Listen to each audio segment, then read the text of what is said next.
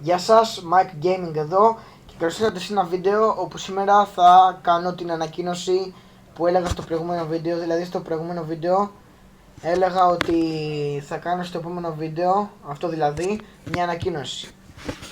Αυτή η ανακοίνωση λοιπόν η οποία θα την πω τώρα, θα κάνω και βίντεο με, πώς το λένε, ψάρεμα. Δηλαδή θα πάρω, ας πούμε, μπορεί τα Χριστούγεννα μια κάμερα υποβρύχια, αλλά τα βίντεο με το ψάρεμα που λέω, όχι ψάρεμα κανονικό, απλά θα βάζω την κάμερα την υποβρύχια μέσα στο νερό και θα είμαστε στο βυθό μέσα και θα δείχνουμε. Μπορεί όταν μεγαλώσω λίγο να πηγαίνουμε και με ψαροντούφεκο, θα δούμε.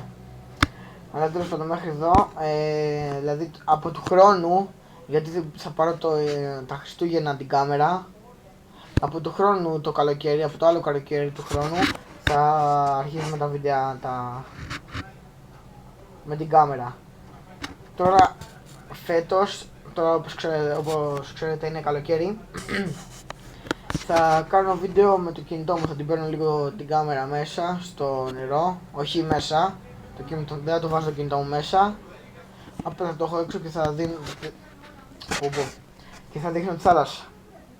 Αυτή ήταν η ανακοίνωση. Εντάξει. Ωραία. Λοιπόν, αυτά, subscribe, like, comment και θα τα πούμε στο επόμενο βίντεο. Bye bye.